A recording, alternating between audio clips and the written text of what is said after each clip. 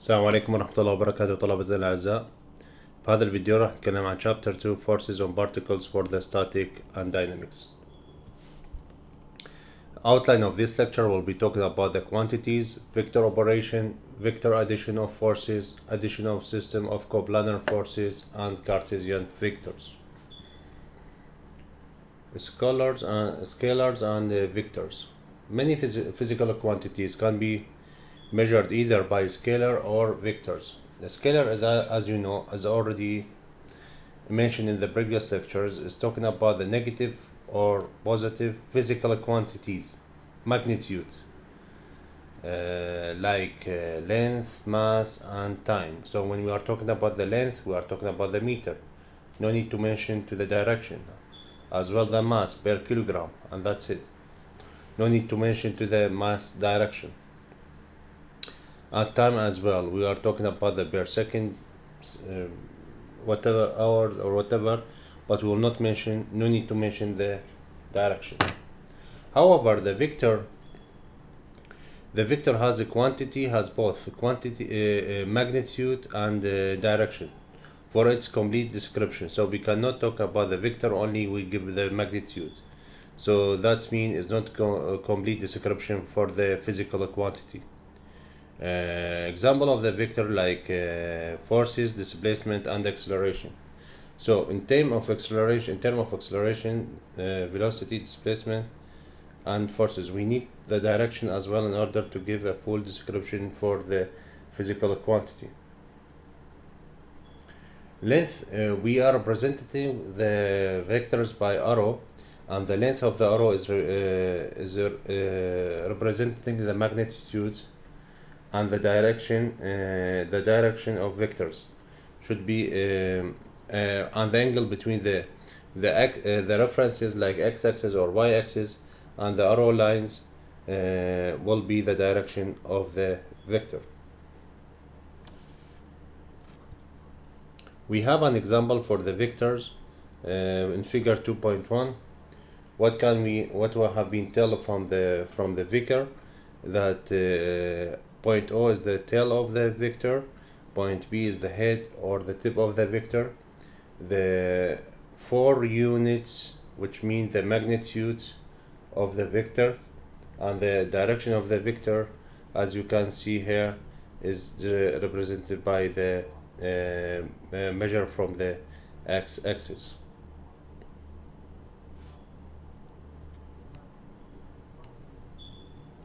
Vector addition. In a lot of cases and in the mechanics, we have two vectors or more than two, and we need to make the resultant of these vectors. So for example, we have two vectors A and B. We could do the resultant of these vectors by draw lines from the head of vector B and parallel to the vector A, from head of B parallel to vector A, and as well from head of A parallel to vector B. Intersection point, it will be representative the end of the resultant vector, and it will start from the tail interaction point of the two vectors till the intersection point, which is representative the resultant force. So the resultant forces comes from A plus B using the following procedure, as we mentioned earlier. First, to join the tail of the components of a point, so let's make the same concurrent, which means they are. If they are not connected together, we are connecting them together in terms of it will be connection point. Then from head of B, draw line parallel to A, and from head of A, we draw line parallel to B, interact at point P, which will be the head of the result as described earlier. So the result will be A plus B.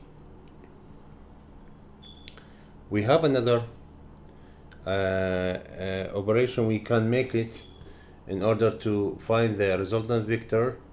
Is they call it triangular rule, and the triangular rule, so we have a plus b vector. From the head of a, we start with the tail of the vector b and we draw it. Then the resultant force will be from the tail of the first vector to the tip of the second vector, so it will be resultant vector b plus a, and this method we'll call it triangular rules. Vectors of subtraction. Vector subtraction, it will be the result of the difference between two vectors ab of the same type, may be expressed by result will be a minus b, or yes, a plus b plus minus b. So when the vector are not in the positive axis, like as you know, there is a positive y axis and negative y axis, as well x axis there is a positive and negative. When they are located in different direction, it will be subtract, not addition, and it will be this algebraic operation, so it will be easier during the application. We will explain in details. And as well, we can do the same when we have these two. We can draw and use parallelogram law, as we mentioned earlier, or we will use triangular rules, as we mentioned earlier as well in the previous, for the vector addition.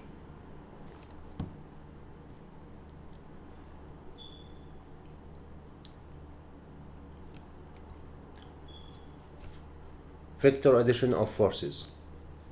Forces, as we mentioned earlier, it's a vector, not scalar. It's a vector quantity, not a scalar quantity. So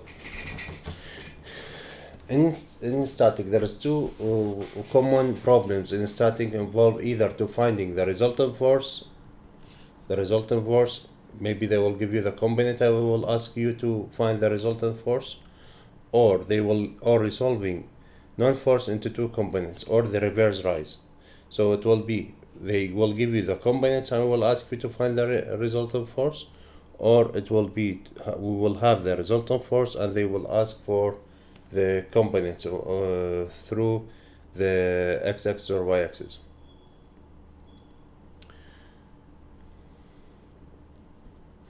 So for example, finding a resultant force, the two components force F1 and F2 acting on the pin in figure 2.5, which is here, 2.5a, can be added together to form the resultant force F1 plus F2, as shown in figure B, from the construction or using triangular rules from the figure 5c. So in order to find a resultant force, they will give you an example like that, and they will ask you to find the resultant force. So we draw the resultant force like F1 and F2, and we have two ways to solve it. Use the parallelogram law, which it will be one line parallel to the others, and the intersection point, it will be connected together and to get the resultant force, or we will use the triangular rules, which mean the F2, it will be started from the tip of F1, and the end of F2 will be the end of the resultant force, and we will draw lines from the tail of the F1 to the tip of the F2. So the resultant force will be F1 plus F2.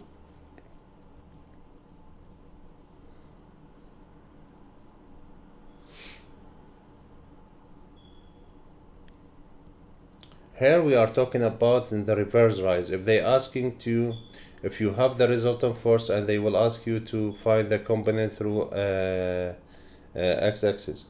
So sometimes you need it in order to know it's the components of the force will be pulling or pushing.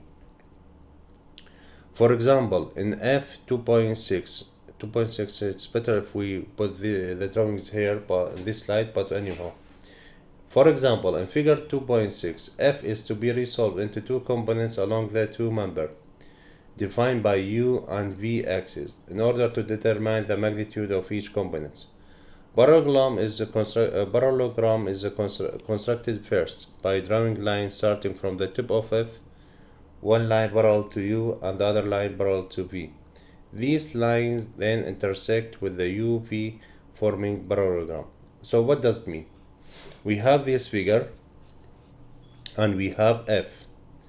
F is the resultant force. They need the component of force on v and u axis. So what can we do? We will withdraw lines from the head of the f and parallel to v, and it will intersect with the u, and we will draw a line from f to v, and it will be parallel to u. The point which they are intersect on, it will be representative the magnitude of the component vectors.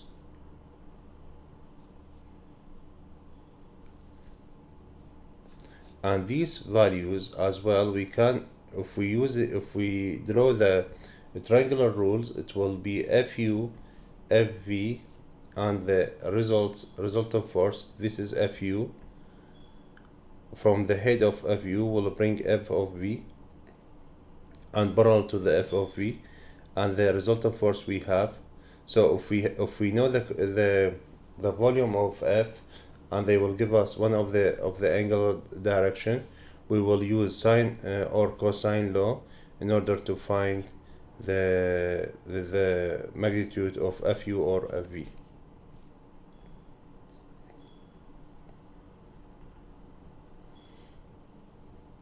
This is the procedure of the analysis as we mentioned earlier.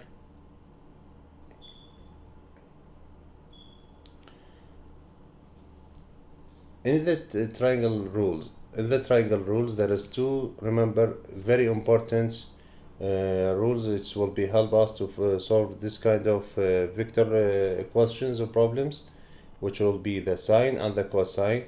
If we have this angle, this triangular, we have the sine, which mean a over the sine of the angle opposite to it, with the b over the sine of b, and c over the sine of c. Or we will use the cosine law, which will be the c equal to a square plus b square minus 2ab cosine c. So the problems will be in the next video. Thank you.